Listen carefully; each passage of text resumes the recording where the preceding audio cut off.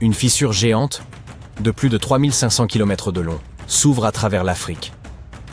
Routes, maisons, même les écoles se font déchirer. Aujourd'hui, les scientifiques pensent qu'ils ont enfin compris ce qui en est la cause. Une colonne énorme de roches brûlantes, un super panache, qui monte des profondeurs de la planète. Et elle pousse lentement les terres, centimètre par centimètre. Il ne s'agit pas d'un petit changement. Le continent est en train de se diviser en deux, et l'indice sur ce qui se passe pourrait être caché à des milliers de kilomètres, à Hawaï. Et pourquoi les États-Unis jouent-ils soudainement un rôle dans tout cela? Attendons un peu, nous y arriverons. Tout d'abord, il est important de savoir que l'information n'est pas nouvelle. L'Afrique se divise lentement depuis environ 25 millions d'années. Cela se produit dans une zone qui porte le nom de système du Rift Est africain. Elle s'étend sur des milliers de kilomètres, de l'Éthiopie jusqu'au Mozambique, et c'est le plus grand système de rift continental actif sur la planète. Par là, je veux dire des endroits où la croûte terrestre est étirée et écartée, provoquant des failles, des tremblements de terre et des éruptions volcaniques. Des choses effrayantes, c'est le moins qu'on puisse dire. En 2018, par exemple, une immense fissure est apparue près d'une petite ville juste à l'ouest de la capitale du Kenya, Nairobi. À certains endroits, elle faisait environ 20 mètres de large, soit presque la taille de 2 autobus scolaires garés l'un derrière l'autre. C'était absolument terrifiant. Cela s'est produit très rapidement et ça détruit pas mal de choses. Les routes étaient coupées, les fermes dévastées, les gens étaient sur les nerfs. Le sol s'ouvrait littéralement sous leurs pieds. Un homme a vu la fissure traverser sa maison. Il a à peine eu le temps de récupérer quelques-unes de ses affaires avant que tout ne s'effondre. Effrayant, non ? Étant donné que cela s'est produit dans la région du Grand Rift en Afrique de l'Est, la panique s'est propagée rapidement. Les médias s'en sont emparés, affirmant que c'était la preuve que l'Afrique se divisait. Les personnes qui vivaient près de la crevasse se sont dit « ça y est, c'est en train d'arriver ». Et beaucoup le croient encore aujourd'hui. Mais ce n'est pas vraiment le cas. Du moins, pas avec cette crevasse-là. Car après la panique initiale, des vidéos et des photos ont révélé des indices montrant qu'elle n'était pas liée au mouvement des plaques tectoniques. Premier indice, les deux côtés de la crevasse ne correspondaient pas. Comme quand on cherche à emboîter deux pièces de puzzle qui ne correspondent pas, les bords ne s'alignaient tout simplement pas. Deuxième indice, l'écart ne formait pas une ligne continue. Il y avait une sorte de pont entre les deux. Tout cela montrait qu'il s'agissait d'une érosion soudaine. Certains spécialistes croient que la fissure était autrefois remplie de cendres volcaniques provenant du mont Longono voisin. Mais ensuite, la région a été frappée par de fortes pluies. Lorsque l'eau a imprégné le sol, elle a emporté les cendres, rendant l'écart visible. Problème résolu. Mais bien que la vérité soit apparue, il était trop tard. Cet événement avait relancé toute la discussion sur la division physique et imminente de l'Afrique. Mais écoutez bien, même si cette fissure n'avait rien à voir avec ce phénomène, ne vous méprenez pas. L'Afrique est bien en train de se séparer. Parce que le continent se trouve entre deux plaques tectoniques. La plaque somalienne à l'est et la plaque nubienne à l'ouest. Le problème, c'est qu'elles s'éloignent l'une de l'autre. Et à mesure qu'elles se séparent, le fossé dans le rift est-africain ne cesse de s'élargir. Finalement, la plaque somalienne pourrait se détacher complètement de la plaque nubienne, créant une toute nouvelle masse terrestre. Quelque chose de l'ordre de Madagascar ou de la Nouvelle-Zélande. Mais ne vous inquiétez pas, ce processus est super lent. Si lent qu'aucun d'entre nous n'en verra jamais la fin. Les experts disent que le continent se déplace d'environ 0,3 pouces par an à certains endroits. Pour vous donner une idée, c'est moins que la longueur de votre ongle. On peut donc dire sans crainte de se tromper que le processus va prendre des millions d'années, ce qui est une bonne nouvelle pour les habitants de la région. Mais cela ne signifie pas qu'ils ne ressentiront pas les effets de cette lente rupture. En fait, ils se produisent déjà. Prenons par exemple la région Afar en Éthiopie. En 2005, cette zone a montré à quel point le rift peut être imprévisible. En un laps de temps très court, 420 tremblements de terre ont frappé la région, ouvrant une énorme fissure. Ce qui prend généralement des siècles s'est produit en seulement quelques jours, remettant complètement en question ce que les scientifiques pensaient en savoir sur la vitesse des changements géologiques. À l'époque, la fissure s'étendait sur plus de 56 km, et la vie y était loin d'être facile. Ces tremblements de terre récents ont détruit une grande partie des infrastructures locales. 37 écoles ont été endommagées, laissant 5000 élèves sans salle de classe. Et ça ne représente qu'une partie des dégâts. Selon certaines prédictions, comme les plaques tectoniques continuent de s'éloigner, l'eau finira par inonder cette région, créant ainsi un tout nouvel océan. Des pays comme la Zambie et l'Ouganda, qui sont aujourd'hui enclavés, pourraient un jour avoir un littoral. Cela pourrait être une excellente nouvelle pour eux, car ça pourrait ouvrir de nouvelles routes commerciales et transformer entièrement leurs économies. Mais ne vous emballez pas trop rapidement, nous ne plongerons pas dans les eaux de ce 6e océan de sitôt. Le processus de séparation prendra encore 5 à 10 millions d'années. Il est difficile de dire exactement quand cela se produira, car de grands événements sismiques, comme les tremblements de terre, pourraient tout accélérer. Alors, voici ce que nous savons. La plaque somalienne et la plaque nubienne sont en plein milieu d'une séparation tectonique spectaculaire et se déplacent lentement l'une de l'autre. L'Afrique est en train de se diviser en deux. La Terre gagnera probablement un nouvel océan à cause de cela. Mais jusqu'à récemment, nous ne savions pas exactement ce qui causait tout ça. Oui, ces plaques tectoniques bougent. Mais pourquoi ? Est-ce que ce gigantesque processus géologique a pour cause quelque chose qui se passe dans le manteau terrestre ? Ou pourrait-il avoir une source beaucoup plus grande et plus profonde ? Eh bien, les scientifiques pensent qu'ils ont peut-être enfin résolu le mystère. Ils croient que le continent est en train de se fracturer en raison de la présence d'un super panache mantélique profond, une énorme colonne de roches chaudes située sous le rift est-africain. Représentez-vous un énorme marteau souterrain poussant vers le haut, pressant contre la croûte et la fissurant lentement. Mais voici ce qui est intéressant. Les scientifiques sont parvenus à cette conclusion grâce à quelque chose qui s'est passé dans une partie du monde complètement différente, Hawaï. Sous cet État américain, il y a aussi un panache de roches super chaudes qui s'élève des profondeurs de la planète. Il fait fondre la croûte au-dessus de lui, et c'est ce qui alimente les volcans d'Hawaï. Au fur et à mesure que la plaque du Pacifique dérive au-dessus de ce panache, la roche en fusion perce de nouveaux endroits, créant volcan après volcan. Au cours de millions d'années, c'est ainsi que les îles hawaïennes se sont formées. Ce panache hawaïen contient des gaz nobles, comme l'hélium et le néon. Et vous savez où d'autres les scientifiques ont trouvé ces mêmes gaz?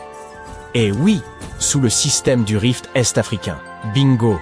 Cette découverte a renforcé la théorie selon laquelle un super panache serait à l'origine de ce qui se passe en Afrique. Nous le qualifions de super, parce qu'il pourrait être gigantesque.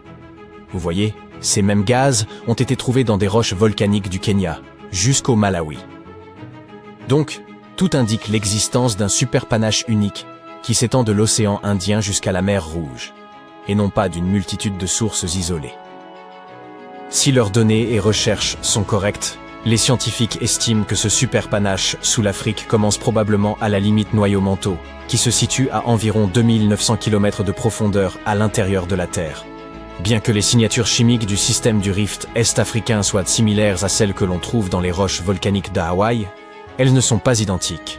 On pense que le panache hawaïen est un courant étroit de manteau chaud qui monte, un peu comme le mouvement à l'intérieur d'une lampe à lave. Le panache africain pourrait avoir une forme différente et ressembler davantage à une grande masse de matériaux chauds et flottants qui s'élèvent des profondeurs de la Terre. Lorsqu'il atteint la surface, ce matériau frappe la couche extérieure, qui est froide et solide, et se répand en poussant suffisamment fort pour la fissurer et déclencher une intense activité volcanique dans toute la région.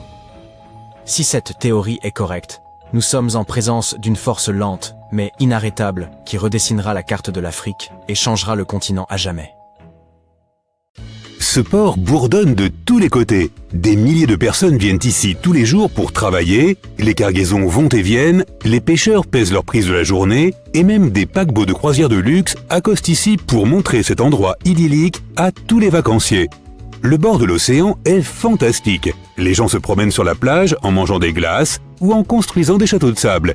Et au fait, en ce moment même, nous nous trouvons à l'emplacement historique du désert du Sahara. Normalement, notre vie humaine est trop courte pour observer les grands changements géologiques. Nous ne remarquons pas que les montagnes s'élèvent, ni que les rivières changent de cours. Des vallées entières peuvent s'enfoncer, mais il faut généralement trop de temps pour qu'elles sombrent entièrement. Pourtant, un groupe de scientifiques a récemment remarqué qu'un nouvel océan était en train de se former très rapidement, et nous pouvons même le voir apparaître. Regarde là, c'est le triangle de l'Alphar, non loin de la Corne de l'Afrique. C'est l'endroit exact où le 6e océan du monde est en train de naître en ce moment même. Où que tu sois, tu es certainement debout ou assis sur une plaque tectonique. Es-tu simplement assis sur un canapé en train de regarder cette vidéo ? Eh bien ton canapé est posé sur le sol, ton sol fait partie de ton immeuble est ancré dans la terre, et si tu regardes plus profondément, tout cela se trouve sur une des 15 plaques tectoniques principales. Ces morceaux forment un ensemble que l'on appelle lithosphère. C'est comme une bonne tarte aux pommes. La pâte brisée est la lithosphère et la garniture fragile, faite de pommes, est tout ce qui se trouve à la surface de la planète. Si la pâte brisée se fend, la garniture s'écoule. Et voici à quoi ressemble un tremblement de terre. Une plaque tectonique, c'est-à-dire la pâte, bouge, et la garniture, c'est-à-dire nous et nos constructions, est perturbée. L'Afrique est composée de 2 plaques, la nubienne et la somalienne. Oui, c'est une grande tarte. Et il semble que ces 2 plaques ne cessent de s'écarter. Cela conduit à la formation d'une dorsale océanique qui s'étend. On dirait que le continent africain est en train de bouillonner en ce moment. Un morceau de 895 km² du désert du Sahara vient de se fendre et du magma est donc remonté. Cela a déclenché une série de tremblements de terre à travers l'Éthiopie, l'Érythrée et Djibouti. Et ce n'est pas juste un petit tremblement de terre. Beaucoup de fumée s'élève de ces fissures et ça sent le soufre. Pouah! Les éruptions poussent lentement les anciens sédiments de lave, ce qui entraîne la création de nouveaux fonds marins. La fissure est remplie de magma et quand elle se refroidit, elle forme le nouveau fond océanique.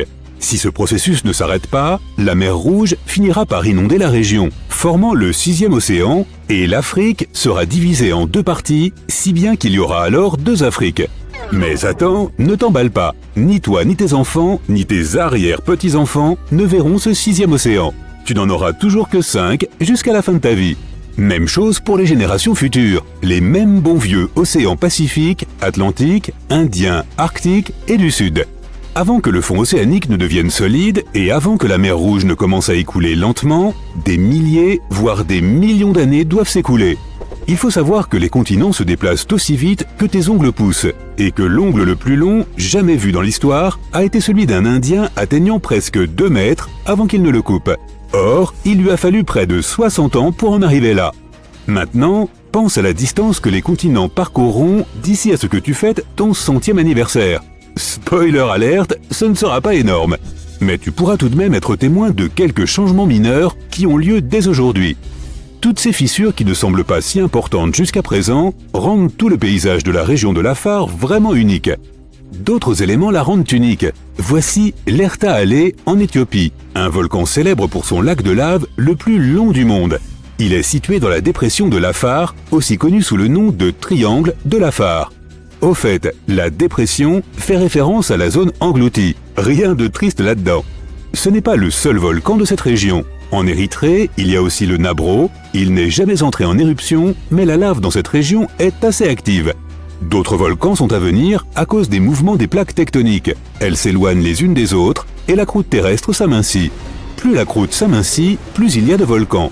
Donc, les plaques se séparent et c'est inévitable. C'est juste une question de temps. Ce processus s'appelle le panache de l'Afar. Il y aura davantage de volcans, c'est inévitable aussi. Mais comment cela se produit-il ? Tu te souviens de cette tarte aux pommes ? Oui, elle était délicieuse. En réalité, les choses sont beaucoup plus compliquées. La couche extérieure sur laquelle nous marchons est relativement délicate et est composée de multiples morceaux cassés. C'est comme la coquille d'un œuf ou un quadrillage de pâte sur une tarte. Regardons de plus près tous les ingrédients de cette tarte. Si tu en coupes une part, tu verras qu'elle est composée de plusieurs couches et qu'il y a quelque chose qui s'appelle l'asténosphère sous la lithosphère. C'est une partie du manteau de la Terre. Oui, c'est compliqué. L'asténosphère est chauffée de l'intérieur et elle monte, tout comme la pâte quand tu la mets au four. Tu vois ces fissures à la surface d'un pain fraîchement cuit. Oula, je commence à avoir faim. Bref, c'est en gros ce qui arrive au triangle de l'Afar. Et ces fissures font en sorte que la zone se divise, créant ces fameuses failles et vallées qui vont sans doute s'agrandir et seront probablement inondées. Tant et si bien que le 6e océan du monde y apparaîtra bientôt. Ou pas. Personne n'en est sûr. D'accord, mais alors si tous les continents, comme les plaques tectoniques, sont toujours en mouvement, aurons-nous d'autres continents dans le futur ? La réponse est oui et non. Si une partie de l'Afrique se divise, nous aurons un continent de plus qui sera encore plus petit que l'Australie. Mais il y a encore une autre issue possible. Il y a de fortes chances que dans les lointaines 250 millions d'années à venir, il n'y ait plus de vol transatlantique. Et un voyage à pied du Japon au Chili sera aussi possible. Beaucoup trop long, mais possible. Tout cela se passe en ce moment, et les premiers résultats seront visibles dans quelques 50 millions d'années à partir d'aujourd'hui. Nous ne serons sans doute plus là à ce moment-là. L'Australie va se déplacer vers l'Asie du Sud-Est et va s'y intégrer parfaitement. Et l'Afrique sera poussée vers l'Europe du Sud. Cependant, ces transformations prendront un temps vraiment long. Souviens-toi que les continents se déplacent aussi vite que nos cheveux et nos ongles poussent, à peine 3 cm par mois. Certains se déplacent tout de même 5 fois plus vite, mais cette vitesse reste encore trop lente pour la distance de 7200 km qui sépare l'Afrique et l'Europe. Une théorie nous démontre les choses que nous avons déjà vues auparavant. Bon, tu ne les as pas vues de tes propres yeux, ni aucun des hommes qui ont traversé l'Atlantique pour aller en Amérique il y a des centaines d'années. Mais le fait est que tous les continents étaient autrefois une seule masse terrestre, connue sous le nom de supercontinent Pangée. Même s'il s'est formé il y a plus de 300 millions d'années et s'est divisé il y a environ 180 millions d'années, il pourrait se reconstituer. Les kangourous pourraient donc facilement migrer d'Australie vers le Royaume-Uni s'ils en avaient envie. Mais ce dernier pourrait être écrasé alors que tous les continents se rejoignent. Les deux Amériques entreraient en collision, l'Antarctique dériverait vers elle et tout cela se confondrait avec l'Afrique-Eurasie déjà en collision. Dans ce scénario, un grand océan et un grand continent apparaîtront, à savoir la nouvelle Pangée. Un autre scénario possible prétend que les continents pourraient se fondre dans la masse terrestre uniforme, ou former un cercle avec une grande mer à l'intérieur, et le super-océan Pacifique à l'extérieur. Ce continent est appelé la Pangée prochaine. La troisième théorie est peut-être déjà en train de se vérifier. Les océans Pacifique et Atlantique pourraient cesser d'exister et former le nouveau bassin océanique. L'Eurasie se diviserait pour former un nouvel océan et tous les continents migreraient pour se fondre dans le supercontinent Orica. Et la quatrième et dernière théorie affirme que les océans Pacifique et Atlantique resteront presque inchangés et que tous les continents sauf l'Antarctique se fondront en un seul, laissant le pauvre Antarctique encore plus isolé et abandonné qu'il ne l'est actuellement. Sniff. Mais comme tous les continents continuent à dériver vers le nord, il est fort probable que la quasi-totalité d'entre eux se rejoindront quelque part au pôle Nord. Présente depuis plus de 3 milliards d'années, une partie de la croûte terrestre la plus ancienne se désintègre aujourd'hui. Si les continents semblent actuellement immobiles, ils ont connu d'importants déplacements et réagencements au fil du temps. Ce phénomène est rendu possible par l'activité tectonique, qui provoque le lent glissement des plaques terrestres, à l'image des pièces d'un vaste puzzle en mouvement. Les parties les plus stables de ces pièces de puzzle sont désignées sous le nom de cratons. Ces formations rocheuses, à la fois très anciennes et extrêmement résistantes, constituent les racines des continents et assurent leur cohésion. Le craton nord-américain, par exemple, englobe une grande partie des États-Unis, environ la moitié du Canada, ainsi que la majorité du Groenland. Les scientifiques ont identifié près de 35 cratons majeurs à travers le monde. Grâce à leur robustesse, ces structures sont restées pratiquement immuables durant des centaines de millions d'années. Toutefois, en 2014, il a été découvert que leur caractère prétendument indestructible n'était pas absolu. Certains cratons ont perdu une partie de leurs racines solides sous l'effet de processus géologiques spécifiques, entraînant un amincissement et une fragilisation de leur structure. Ces observations suggèrent que des modifications tectoniques supplémentaires pourraient compromettre leur stabilité. En 2024, des scientifiques de l'Université des géosciences de Chine ont analysé une ancienne masse terrestre appelée le craton de Chine du Nord, ou NCC en abrégé. Ils voulaient en savoir plus sur la façon dont certaines des régions rocheuses les plus anciennes sur Terre pouvaient se disloquer. Ce processus de désintégration des cratons est appelé décratonisation. Le NCC suscite un intérêt particulier, car il se compose de 3 principales subdivisions, le bloc occidental, le bloc oriental et l'orogène Transnord-Chine, une zone intermédiaire située entre ces 2 blocs. Les études ont révélé que, durant l'ère mésozoïque, le bloc oriental a perdu ses racines anciennes sous l'effet d'intenses mouvements tectoniques et magmatiques, connus sous le nom d'événements tectono-magmatiques. Les scientifiques ont cherché à comprendre précisément comment les processus au sein du manteau terrestre et les mouvements des plaques tectoniques ont conduit à la désintégration du NCC. Ils ont élaboré des modèles en 4 dimensions pour illustrer l'évolution de sa forme au fil du temps, incluant les changements de sa surface, l'étirement de ses couches, ainsi que la propagation des ondes sismiques en son sein. Ils ont constaté qu'une partie de la plaque tectonique s'était enfoncée sous le craton avant de reculer. Ce mouvement de retour accompagné d'un étirement a entraîné un amincissement de la roche solide, la rendant instable. Ce processus aurait débuté il y a environ 200 millions d'années, durant la période jurassique, à l'époque où les dinosaures régnaient sur la planète. Le craton de Chine du Nord n'est pas la seule région concernée par le phénomène de décratonisation. D'autres cratons, tels que ceux d'Amérique du Nord, d'Amérique du Sud ou encore de la région du Yangtze en Chine, pourraient avoir connu des évolutions similaires. Les chercheurs estiment que cela illustre les transformations progressives des continents terrestres sur des milliards d'années. En géologie, aucun lieu ne semble complètement à l'abri de tels bouleversements, mais cela ne constitue pas une raison de s'inquiéter. Vous ne le remarquez pas, mais notre planète est en mouvement constant. Un phénomène parfaitement naturel. Toutefois, ces déplacements peuvent parfois entraîner des transformations spectaculaires. En 2017, les scientifiques ont officiellement annoncé que la Zélandia pouvait être considérée comme un nouveau continent. Les plateaux continentaux de ce mystérieux territoire reposent à une profondeur d'environ 1000 mètres sous le niveau de la mer. La croûte océanique plonge encore plus profondément, atteignant les 3000 mètres. Les géologues ont exploré ces profondeurs pour récupérer des échantillons du plancher océanique. Ils ont découvert qu'à la différence de la croûte océanique voisine, composée de roches basaltiques récentes, la croûte entourant la Nouvelle-Zélande est constituée d'un mélange de granit ancien, de calcaire et de grès, caractéristique d'une croûte continentale. De plus, les chercheurs ont découvert une étroite bande de croûte océanique qui sépare l'Australie du territoire dissimulé de Zélandia. Cela prouve que ces deux régions constituent des continents distincts. Il y a 85 millions d'années, la Zélandia s'est séparée du supercontinent Gondwana. Des millions d'années plus tard, la puissante plaque pacifique, véritable championne des plaques tectoniques, a plongé sous la croûte continentale de Zélandia. C'est ainsi que la racine de la Zélandia, cette connexion à sa croûte continentale, s'est rompue et s'est enfoncée dans les profondeurs marines. Et ce n'est pas la seule nouvelle tectonique provenant de cette région du monde. Il y a 120 millions d'années, l'Australie et l'Antarctique constituaient un seul et même morceau de terre. Après avoir emprunté des trajectoires différentes, l'Antarctique n'est pas parti sans rien emmener. Aujourd'hui, dans l'océan Indien, se trouve un plateau océanique qui, autrefois, était relié à un autre continent perdu, le microcontinent de Kerguelen. Les scientifiques estiment qu'il servait de pont terrestre entre l'Inde et l'Antarctique. Pour mieux comprendre, il suffit d'observer l'archipel des Kerguelen, situé dans l'océan Indien méridional. Ces îles sont le dernier vestige de cet ancien continent. Elles présentent un climat froid et sont couvertes de glaciers en raison de leur proximité avec l'Antarctique.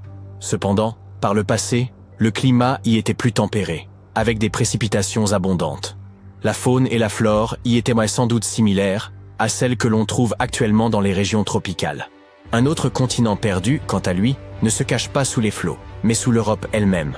Il porte le nom de Grand Adria et entra en collision avec le continent européen avant de commencer à s'enfoncer sous celui-ci, il y a environ 100 millions d'années.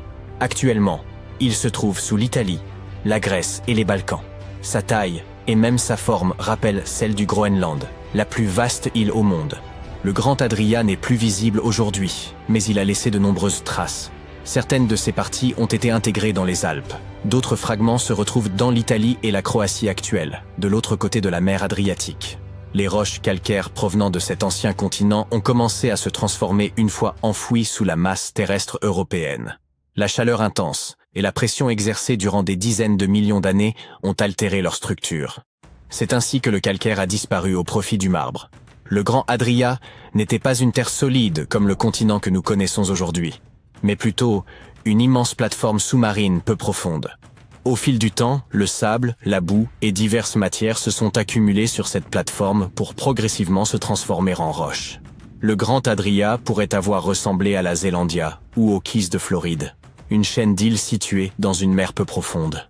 Au-dessus de l'eau, il y avait probablement de nombreux îlots et archipels, tandis que sous les vagues, des récifs coralliens multicolores regorgèrent de vie. Si vous y aviez vécu à cette époque et disposiez d'un équipement de plongée, cet endroit aurait offert un cadre idéal pour l'exploration sous-marine.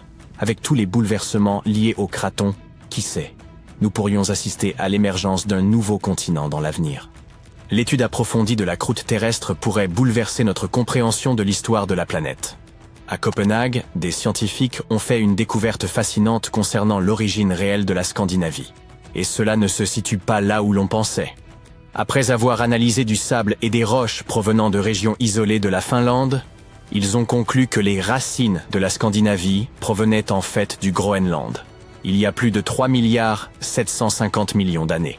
Cela signifie que la région actuelle des pays nordiques, Danemark, Suède, Norvège et Finlande, est en réalité âgée de 250 millions d'années de plus que ce que les scientifiques imaginaient précédemment. Cette découverte a été rendue possible grâce à de minuscules cristaux appelés zircons, découverts dans les sables des rivières finlandaises. En étudiant leur composition chimique, les chercheurs ont constaté que l'âge des cristaux correspondait à celui des roches du Groenland et non de la Scandinavie. Les scientifiques ont utilisé des techniques spécifiques pour analyser des éléments tels que l'uranium, le plomb, le lutécium et l'hafnium, et ont ainsi déterminé que la base rocheuse de la Scandinavie s'était probablement détachée du Groenland il y a plusieurs milliards d'années. Une petite graine de terre aurait alors dérivé à travers la surface terrestre pendant des centaines de millions d'années. Ce fragment se serait finalement installé là où se trouve aujourd'hui la Finlande. Au fil du temps, de nouvelles couches rocheuses se sont formées autour de cette graine, donnant naissance à la Scandinavie que nous connaissons sur les cartes actuelles. Cette même étude pourrait nous inciter à revoir la manière dont les continents de la Terre se sont initialement formés. La théorie la plus répandue suggère que la croûte continentale a commencé à se développer dès la formation. À première vue, il semble que nous vivions sur un radeau géant appelé continent, qui flotte sur de la lave en fusion en attendant de percuter un autre continent. Mais arrêtons-nous un instant dans un cours de sciences de niveau lycée. Notre planète ressemble à un gâteau, avec différentes couches d'ingrédients empilées les unes sur les autres, le noyau, le manteau et la croûte de la Terre. Où est-ce le glaçage? La pâte à gâteau du dessus représente la croûte terrestre, composée de 3 types de roches savoureuses, ignées, sédimentaires et, dites-le avec moi, métamorphiques. Ces roches se forment de différentes manières, par exemple à partir de lave solidifiée ou de dépôts de particules et de minéraux. La croûte est ce sur quoi nous nous tenons. Elle abrite nos continents, nos océans et tout ce que nous voyons autour de nous. Vient ensuite le manteau, c'est-à-dire la couche qui se trouve juste en dessous de la croûte. Nombreux sont ceux qui pensent que le manteau n'est autre que de la lave, mais ce n'est pas tout à fait vrai. Tout comme vous mélangez différents ingrédients dans votre pâte à gâteau, le manteau est constitué de différents types de roches qui bougent et se déplacent en permanence. Enfin, nous arrivons à la partie la plus sucrée, le centre ou, dans le cas de la Terre, le noyau. Il se compose de 2 parties, le noyau externe et le noyau interne. Le noyau externe est constitué de roches et de métaux en fusion qui sont incroyablement chauds. Aïe, encore plus chauds que la surface du Soleil. Le noyau interne est solide, même si les températures y sont folles. Il ne devient pas liquide car la pression y est incroyablement forte. En voyant tout cela, on peut aisément imaginer qu'il y a sous nos pieds des kilomètres de lave et de roches brûlantes. Alors, comment se fait-il que les plaques tectoniques se déplacent? Les continents ne flottent pas sur une mer de roches en fusion. Les croûtes océaniques et continentales reposent en réalité sur un manteau.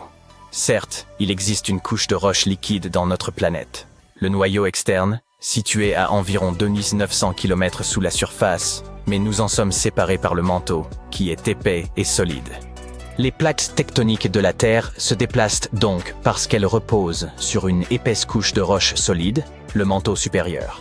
En fait, cette roche est soumise à une pression et à une chaleur incroyable, ce qui la fait couler au ralenti. C'est un peu comme le miel ou le sirop que vous versez sur les couches de votre gâteau. Lorsque vous déplacez le moule, le miel ou le sirop se déplace et s'écoule. De même, le manteau supérieur peut s'écouler et entraîner les parties qui se trouvent au-dessus de lui, mais beaucoup plus lentement que du miel. La roche est à la fois cassante et flexible. Elle peut se fissurer et se briser comme un biscuit. Je commence à avoir faim, moi. Mais elle peut aussi s'étirer et se plier comme un morceau de caramel. Lorsque les plaques s'accrochent les unes aux autres, elles ne peuvent plus bouger, mais lorsqu'elles se libèrent, elles recommencent à dériver, comme des pièces de puzzle qui se déplacent jusqu'à ce qu'elles rencontrent un nouvel obstacle. Ce sont des températures et une pression extrêmement élevées qui sont à l'origine de cet écoulement. C'est comme une grosse marmite de soupe sur le feu. Lorsque la soupe chauffe, elle commence à se déplacer, transportant la chaleur d'un endroit à un autre. C'est l'heure du déjeuner. En parlant de déjeuner, je veux dire de lave. Il n'y a pas que les roches en fusion qui remontent du noyau externe jusqu'au volcan. Lorsque les plaques tectoniques entrent en contact et qu'elles glissent l'une sous l'autre, leur frottement crée beaucoup de chaleur et de pression. C'est comme lorsque vous vous frottez les mains par temps froid. Elles finissent par se réchauffer. Ou lorsque vous allumez un feu avec des pierres. Et quand la roche fondue, ou magma, remonte à la surface, cela nous donne des volcans. Il y a longtemps, la Terre n'était pas divisée en continents comme elle l'est aujourd'hui. Au lieu de cela, il y avait une masse terrestre géante, connue sous le nom de Pangée, qui signifie « toute la Terre » en grec. Imaginez que vous soyez coincé au milieu d'un océan gigantesque. Avec le temps, ce supercontinent s'est lentement désagrégé. Ses parties se sont éloignées les unes des autres et ont formé les terres séparées que nous appelons continents. Cette idée est apparue pour la première fois au XVIe siècle, lorsqu'un cartographe s'est rendu compte que les côtes de l'Afrique, de l'Amérique et de l'Europe semblaient pouvoir s'emboîter comme des pièces de puzzle. Plus tard, des chercheurs se sont aperçus que la composition rocheuse de ces côtes était similaire, ce qui signifie qu'elles faisaient autrefois partie d'une masse géante, et ils ont appelé cela la théorie de la dérive des continents. Au début, les gens étaient plutôt sceptiques, car ils se demandaient comment des terres aussi massives pouvaient bouger. Aujourd'hui, nous serions tous en mesure de l'expliquer, n'est-ce que pas? La croûte terrestre est donc divisée en quelques très grandes plaques et en de nombreuses autres plus petites. Elles sont toutes en mouvement, même si c'est au ralenti. Nous ne pouvons pas le sentir et nous ne verrons aucun changement particulier au cours de notre vie. C'est un processus qui dure des centaines de millions d'années. Lorsque les plaques se déplacent, elles interagissent les unes avec les autres de manière fascinante. Par exemple, lorsque deux plaques entrent en collision, l'une peut être poussée sous l'autre, ce qui contribue à créer une zone de subduction. Au fil du temps, c'est ainsi que l'on obtient des choses intéressantes comme des îles volcaniques, des fosses et même des chaînes de montagnes. Les plaques ont apparemment commencé à se déplacer il y a environ 3 à 5 milliards d'années. Il leur a fallu un certain temps pour se regrouper et former le premier supercontinent dont nous avons connaissance, le dénommé Ur. Aujourd'hui, ces vestiges constituent des parties de Madagascar, de l'Inde et de l'Australie. La Pangée a vu le jour il y a 335 millions d'années. Mais ce ne sera probablement pas le dernier supercontinent à se former. Ainsi, dans un avenir lointain, de nouvelles générations pourraient vivre sur ce que l'on appelle la Pangée prochaine. Lorsque la croûte océanique de l'Atlantique prendra lentement sa place sous la croûte continentale, le bassin océanique de l'Atlantique se refermera, ce qui explique que les continents finiront par se rapprocher. Cela signifie que les Amériques rencontreront l'Afrique et que l'Eurasie sera renversée sur le côté. Les hommes pourront donc vivre sur une masse continentale géante en forme d'anneau, regroupée autour de la mer intérieure, ou du moins de ce qu'il en reste. Ou bien les continents prendront une autre direction et formeront un autre puzzle, appelé l'amassie. Dans ce scénario, les Amériques dériveront vers l'ouest, fusionneront avec l'Australie et pivoteront vers la Sibérie. Et ce n'est pas tout. La Novo-Pangée est le scénario dans lequel les Amériques se rejoignent pour embrasser l'Antarctique et l'Australie, tandis que l'Afrique s'éloigne vers le nord-ouest. En fait, tous les continents se rejoignent pour former une masse continentale géante qui s'étend d'un pôle à l'autre. Vous en voulez encore? Alors c'est parti. Il existe aussi l'hypothèse de l'Orica, qui est similaire à la Novo-Pangée. Seulement, ici, tous les continents s'unissent pour former une terre gigantesque qui se concentre autour de l'équateur. Un bel endroit où vivre, avec un soleil permanent et d'interminables journées à la plage. Et qui sait quel genre de fossés, de montagnes, d'îles et autres beautés géologiques magnifiques nous obtiendrions avec ce supercontinent géant. La Pangée s'est disloquée il y a environ 175 millions d'années. Lorsque les océans Atlantiques et Indiens ont commencé à s'élargir vers l'est, la ceinture de feu s'est formée. Il s'agit d'un tracé qui longe l'océan Pacifique, où les tremblements de terre sont fréquents et les volcans actifs. L'Eurasie n'a pas pu franchir cette frontière et continuer à se déplacer vers l'ouest. Désormais, l'Eurasie peut se déplacer latéralement le long de la ceinture de feu. Les zones de subduction agissent en quelque sorte comme une barrière qui oblige les plaques tectoniques à progresser dans des directions différentes. Ainsi, l'Eurasie pourrait éventuellement entrer en collision avec les Amériques et former quelque chose de semblable à l'Amazie. Comme j'aimerais m'asseoir confortablement avec des pop-corn pour assister à ce magnifique spectacle, mais cela ne se produira pas avant au moins 50 millions d'années. Je pressens que je ne serai plus là à ce moment. Différentes théories évoquent différentes possibilités pour le prochain supercontinent. Mais il semble qu'il se situera probablement quelque part dans la zone polaire, autour de ce que nous appelons aujourd'hui l'océan Arctique. Bear, ce n'est pas ma tasse de thé. Ramenez-moi le soleil. Non, j'ai une meilleure idée. À table. Connaissez-vous le nombre de continents sur Terre? La réponse semble évidente, 6. Mais un instant, l'Europe et l'Asie ne forment-elles pas un vaste ensemble appelé Eurasie? Ce pourrait sembler être le cas si l'on observe une carte du monde. Cependant, les scientifiques ont une approche différente. Ils ne se contentent pas de considérer les terres émergées. Les géologues examinent également la composition des roches qui forment les continents. En adoptant leur perspective, le nombre de continents peut même augmenter. Les continents perdus ne sont donc pas une légende. Certains ont existé, ou du moins ont existé dans le passé. Et ces continents ne sont pas toujours submergés. Ils se trouvent parfois enfouis sous d'autres terres émergées. Surprise! Des chercheurs ont récemment mis au jour un continent de ce type, le Grand Adria. Cela vous est peut-être familier? Effectivement, il existe un lien avec la mer Adriatique. Ce continent disparu est entièrement enfoui sous l'Europe. Il est entré en collision avec celle-ci et a commencé à s'enfoncer il y a environ 140 millions d'années. De nos jours, il repose sous l'Italie, la Grèce et les Balkans. Sa taille et sa forme sont comparables à celles du Groenland, la plus grande île au monde. Mais comment les géologues ont-ils identifié le Grand Adria? Bien qu'il ne soit plus visible, il a laissé des traces.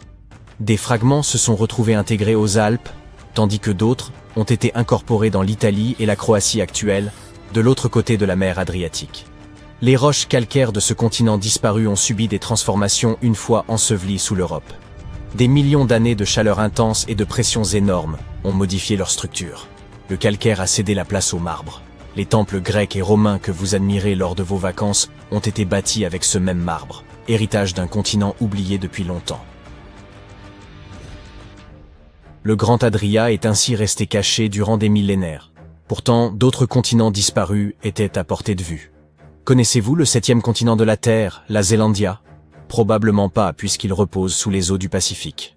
Aujourd'hui, 95% de ce continent est immergé. Pouvez-vous deviner son emplacement exact? Son nom vous donne un indice. Il se situe sous la Nouvelle-Zélande.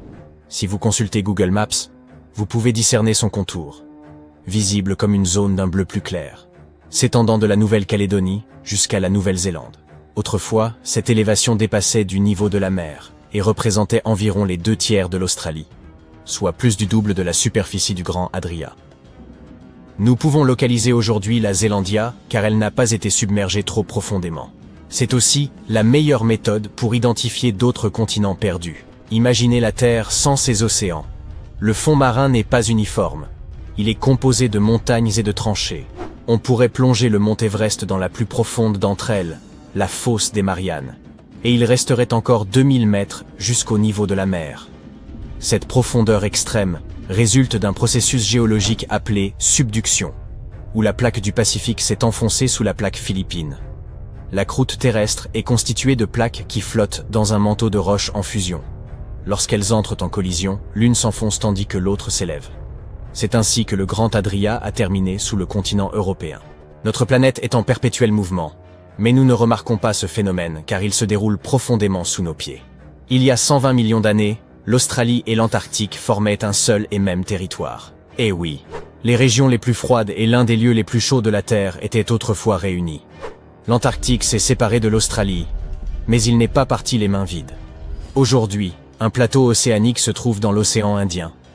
Le terme de plateau désigne une zone de terre plate surélevée, et ce plateau porte le nom évocateur de Broken Ridge, un peu comme un titre de film hollywoodien.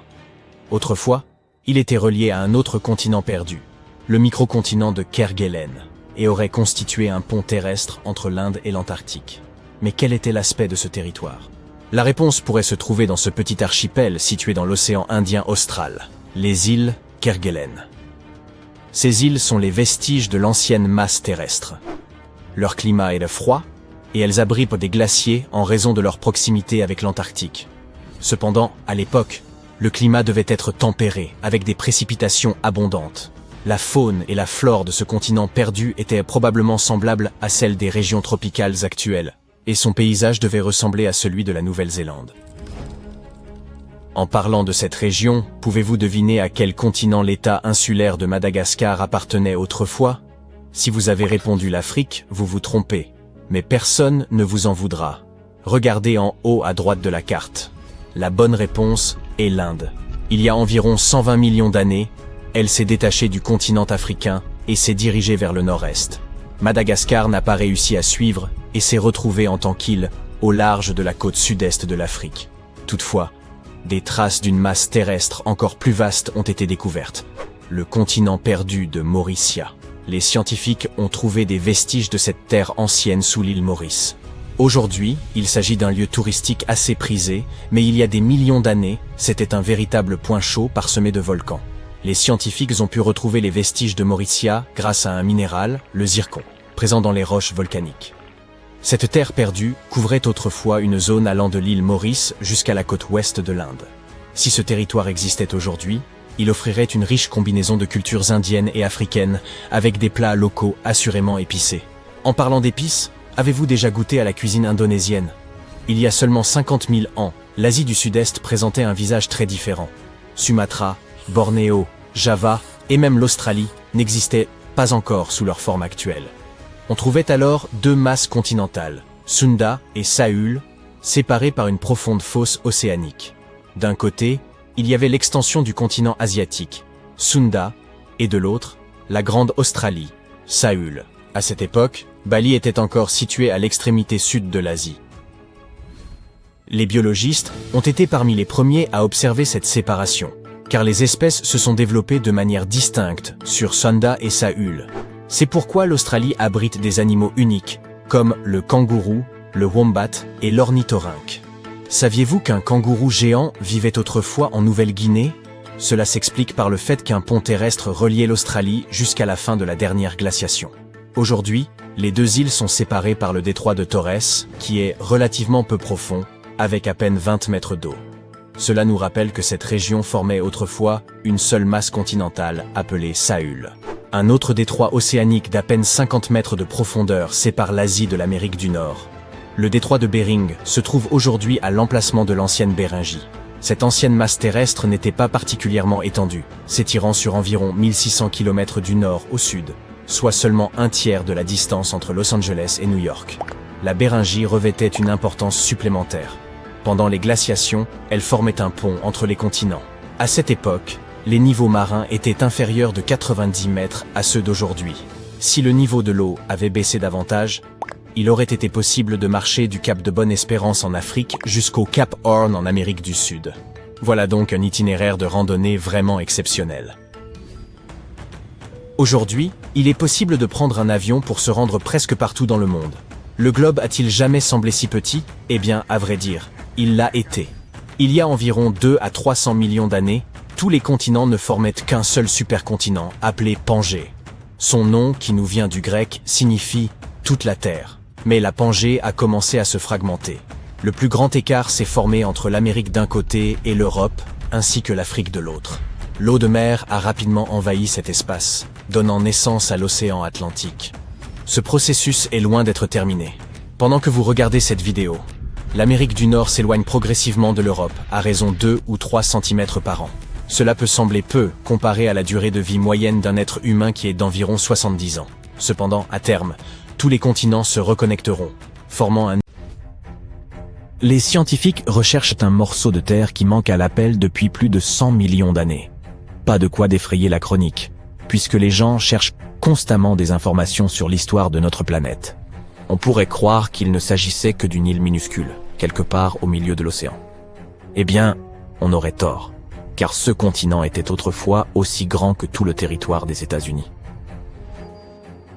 Pendant longtemps, les géologues se sont demandé si un énorme morceau de l'Australie contemporaine ne s'était pas volatilisé. Certains pensaient qu'il était simplement tapi quelque part au fond de l'océan.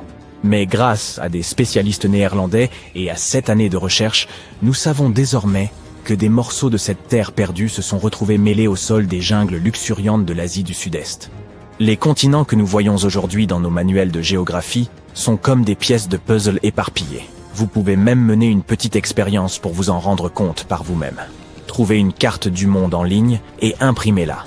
Découpez tous les continents et amusez-vous à les rassembler. Vous remarquerez qu'ils s'emboîtent tous. La chose la plus frappante que vous verrez est probablement à quel point l'Amérique du Sud s'adapte parfaitement aux côtes de l'Afrique. Si vous comblez les océans qui se sont formés au cours des 200 derniers millions d'années, les continents semblent former une gigantesque lettre C.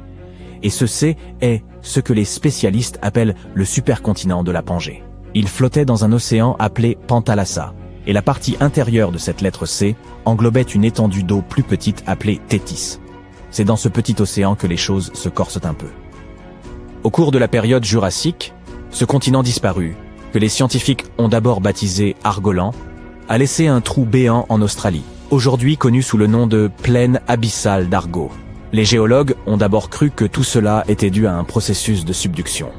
C'est lorsqu'une partie de la croûte terrestre plonge sous une autre et se recycle au sein du manteau de la planète. Habituellement, les spécialistes peuvent constater cette disparition continentale à travers l'érosion. C'est ainsi qu'ils ont découvert, par exemple, que l'Inde avait heurté l'Asie, résultant en la formation des majestueuses montagnes d'Himalaya. Mais pour Argolan, les choses étaient un peu plus compliquées. Des fragments ont été retrouvés dans des lieux tels que la Birmanie et l'Indonésie. Mais ils semblèrent être des reliques d'un temps révolu et paraissaient beaucoup plus anciens que lorsqu'Argolan était censé s'être séparé de l'Australie. Cela a immédiatement soulevé la question, si un continent peut se comporter de manière si étrange, combien d'autres sont susceptibles de faire de même? Heureusement, les scientifiques ont maintenant reconstitué toute la chronologie d'Argolan et résolu son mystère. Il n'a ni coulé ni été englouti. Il s'est simplement transformé en argopélago, se brisant en plus petits morceaux, appelés microcontinents, et dérivant loin de l'Australie. Ces mini-continents ont ensuite fait un petit bout de chemin avant de terminer dans les jungles d'Asie du Sud-Est. Cette découverte s'intègre parfaitement dans le puzzle de la Pangée. Elle nous aide à mieux comprendre comment les continents se séparent et se forment.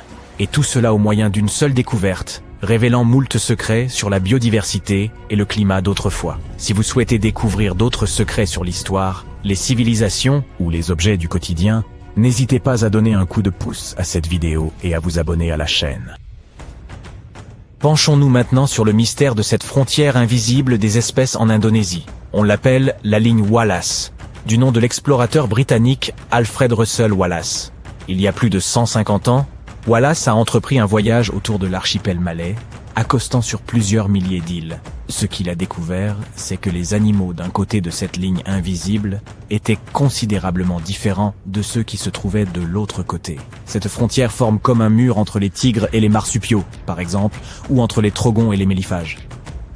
Mais nous savons maintenant qu'il y a environ 35 millions d'années, l'Australie s'est séparée de l'Antarctique et a heurté l'Asie. Et ce triangle amoureux continental a engendré des changements majeurs. Il n'a pas seulement altéré l'aspect du paysage, il a aussi perturbé les espèces animales de chaque côté de la ligne Wallace.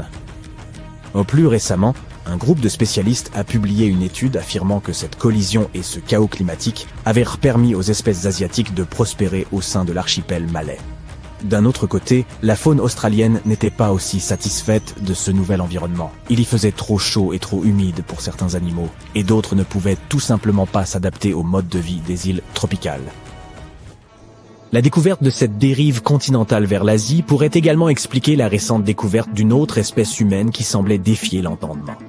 Il se trouve que, dans une grotte cachée des Philippines, des archéologues sont tombés sur un nouvel ancêtre de l'homme. Il semblerait qu'il y a environ 50 000 ans, sur l'île de Luçon, existait cette ancienne espèce d'hominidé. Le directeur de ces recherches a estimé que cette découverte était cruciale pour comprendre l'évolution humaine en Asie. Et il a nommé cette nouvelle espèce d'après son île d'origine, Homo luzonensis. Maintenant, voici où les choses deviennent un peu déroutantes. Il y avait un petit problème avec les ossements découverts par les archéologues. Ils présentaient un étrange mélange de caractéristiques qui n'avaient jamais été observées ensemble chez aucune autre espèce d'hominidé. Des dents plus courtes, semblables aux nôtres, mais des mains et des pieds, qui ressemblaient d'ailleurs davantage à ceux de nos anciens ancêtres. C'est leurs membres arqués en particulier qui lièrent cette espèce humaine à ce territoire méridional depuis longtemps perdu. Ils présentaient le même aspect primitif que l'Australopithecus africanus, par exemple.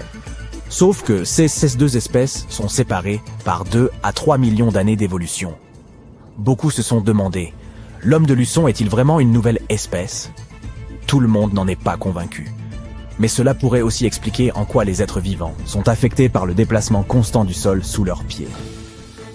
Juste parce qu'ils n'ont pas beaucoup changé au cours de notre existence, ne signifie pas que nos continents ressembleront toujours à cela. Ils ont évolué à partir de ce vaste supercontinent, et ils finiront probablement dans une position similaire à l'avenir. À ce propos, un géologue de l'université de Lisbonne a tenté de prédire l'avenir des supercontinents de notre planète.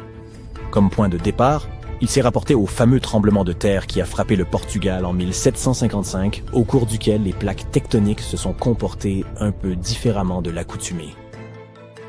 Après des années de recherche, il a formulé une théorie en 2016. Il pensait que les sutures qui existent entre ces plaques tectoniques pourraient y se désagréger, préparant le terrain pour une déchirure plus importante. C'est comme lorsque le verre se fissure entre deux trous dans le pare-brise d'une voiture. Si cela se produisait, une zone de subduction pourrait s'étendre de la Méditerranée jusqu'à l'Irlande, apportant son lot de volcans, de tremblements de terre et de nouvelles montagnes à ces régions. Si tout se déroulait ainsi, l'océan Atlantique disparaîtrait, tout comme le Pacifique, pour se fondre en une seule grande étendue d'eau. Au lieu des 6 continents que nous connaissons aujourd'hui, nous obtiendrions un nouveau supercontinent baptisé Orica parce qu'il engloberait aussi bien l'Australie que l'Amérique. Ce n'est pas le seul scénario possible cependant. Novo Pangaea pourrait en être un autre, et il est facile à prévoir. L'Atlantique resterait ouvert, et le Pacifique serait clos. Vient ensuite le scénario du continent d'Amasia. Dans son cas, il faudrait imaginer que l'océan Arctique se referme et que l'Atlantique et le Pacifique restent ouverts. Tout se déplacerait vers le nord autour du pôle, sauf l'Antarctique. Un dernier scénario est connu sous le nom de Pangea Ultima. Si la dérive des continents ralentissait dans l'Atlantique, une nouvelle plaque de subduction apparaîtrait sur la côte est des Amériques. Quoi qu'il en soit, si tous les continents entrent à nouveau en collision dans le futur, certains disent que ce ne sera pas une partie de plaisir. On estime que d'ici près de 250 millions d'années, nous aurons l'impression d'être emprisonnés dans un sac plastique étouffant et moite. Étrangement, ce sac restera quand même l'endroit le plus agréable où vivre sur Terre. Les zones côtières, quant aux terres intérieures, elles seront brûlantes, comme un désert ardent. Nombre d'espèces animales que nous connaissons aujourd'hui n'y survivront pas.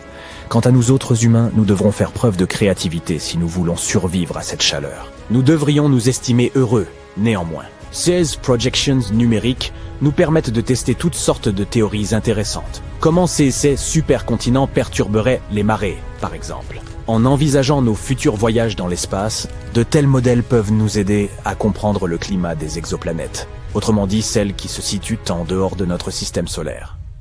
Les spécialistes expliquent que l'Afrique est en train de se scinder en deux, et voici à quoi elle pourrait ressembler. Observé de près, le phénomène est encore plus saisissant. Une gigantesque faille s'étire du Mozambique au sud jusqu'à la mer Rouge au nord. Elle ne cesse de s'accroître année après année, fracturant le sol et anéantissant des habitations. Aujourd'hui, on estime que cette séparation continentale pourrait survenir bien plus rapidement que prévu. L'Afrique se disloque sous l'effet du déplacement de la plaque somalienne. Imaginez une séparation spectaculaire entre plaques tectoniques. À l'est, la plaque somalienne. À l'ouest, la plaque nubienne. Et dans ce processus de rupture, la plaque somalienne s'éloigne inexorablement, prenant ses distances avec la plaque nubienne. Ce mouvement est à l'origine du rift est-africain, une région où les plaques se désolidarisent, où le magma remonte sans relâche des profondeurs terrestres, et où de nombreux volcans en activité voient le jour. C'est une zone de chaleur extrême, où les températures diurnes peuvent atteindre 55 degrés Celsius, tandis que la nuit, elles ne redescendent qu'à 35 degrés. Au cœur de cette fournaise se trouve le triangle de Lafar, aussi appelé dépression de Lafar. Son relief est d'une grande singularité. Le processus de rift engendre des vallées, des failles et d'impressionnantes fissures qui ne cessent de s'étendre. Prenez par exemple cette faille colossale de 56 km de long, située dans le désert éthiopien. Sa largeur est telle qu'un être humain pourrait s'y glisser sans difficulté, mais le plus inquiétant reste son expansion constante. Elle s'élargit de plus d'1 centimètre chaque année. L'écartement progressif des plaques nubiennes et somaliennes pourrait également donner naissance à un nouvel océan en Afrique. Un tel phénomène n'a rien d'inédit. Il y a environ 150 millions d'années, alors que les dinosaures peuplaient encore la Terre, Un mouvement tectonique comparable a conduit à la formation de l'océan Atlantique. À l'origine, les continents ne formaient qu'un seul bloc. Mais l'apparition d'une faille au sein de la Pangée a provoqué leur éloignement, divisant ainsi les hémisphères Est et Ouest. Un processus similaire est à l'œuvre dans cette fracture africaine. Selon les spécialistes, les eaux de l'océan Indien pourraient, à terme, submerger la vallée du rift est-africain, donnant ainsi naissance à ce qui serait le 6e océan. Toutefois, il est peu probable que vous puissiez un jour vous baigner dans ces eaux. D'après le géophysicien Ken McDonald, expert des failles tectoniques, cette rupture spectaculaire pourrait se produire d'ici 1 à 5 millions d'années. À l'échelle géologique, c'est une évolution rapide, bien plus que ce que la majorité des chercheurs avaient anticipé. Même si vous ne serez pas témoin de la dislocation de l'Afrique, les populations locales, elles, en ressentiront pleinement les effets. Elles devront faire face à des éruptions volcaniques violentes et à de puissants séismes, conséquence directe de ce bouleversement géologique progressif. Un exemple frappant est cette faille impressionnante dans le désert éthiopien dont nous avons déjà parlé. Elle est apparue en 2005, après que la région a subi 2 éruptions volcaniques et 163 séismes, tous d'une magnitude supérieure à 3,9. Habituellement, une fracture aussi vaste met des siècles à se former. Mais dans ce cas, elle s'est développée en l'espace de quelques jours seulement, révélant ainsi l'extrême intensité du phénomène. En réalité, une activité sismique aussi intense peut accélérer le processus de fragmentation de l'Afrique, rendant toute estimation précise du délai extrêmement complexe.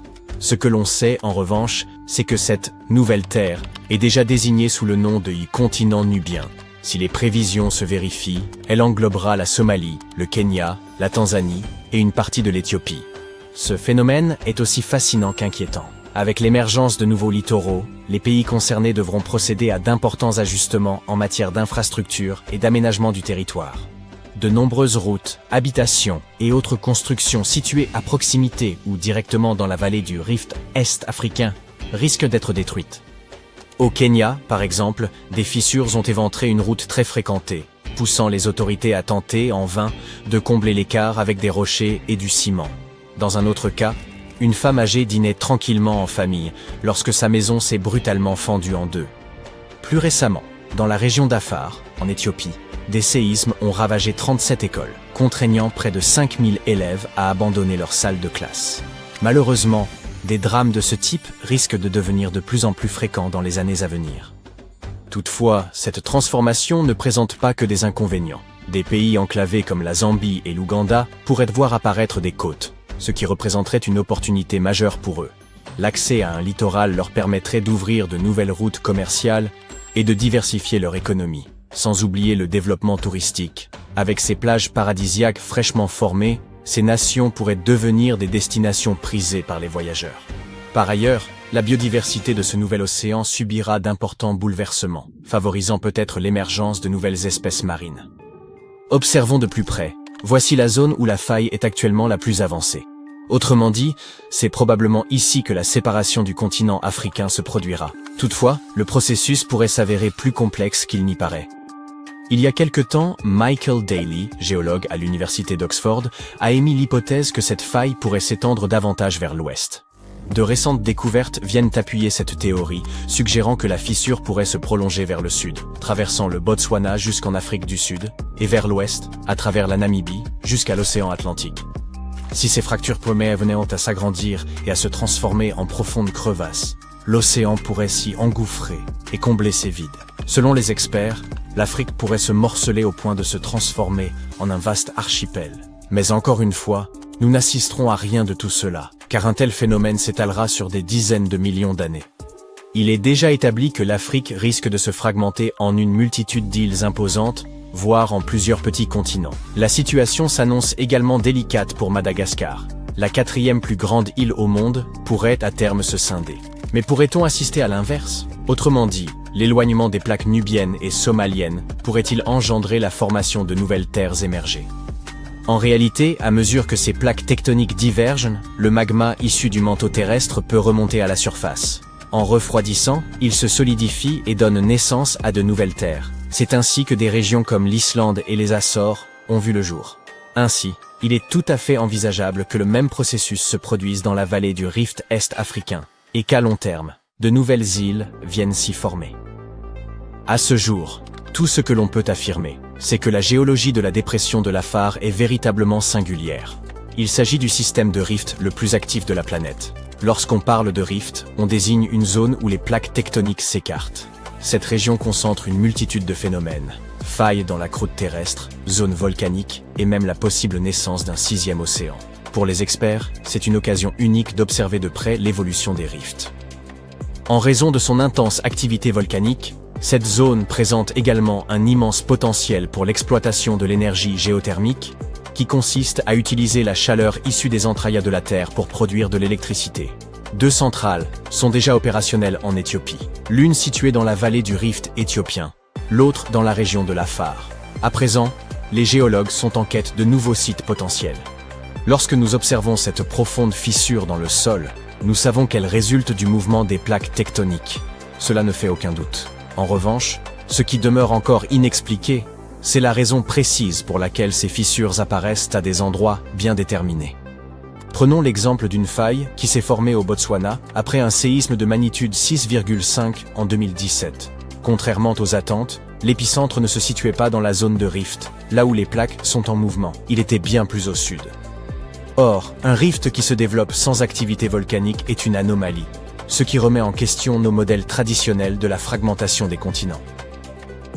Déterminer les raisons exactes de l'apparition de ces fissures demeure un mystère à élucider pour les scientifiques, qui cherchent à comprendre comment l'Afrique est en train de se scinder. Espérons que des réponses émergeront, avant que le continent ne finisse par se transformer en un immense archipel.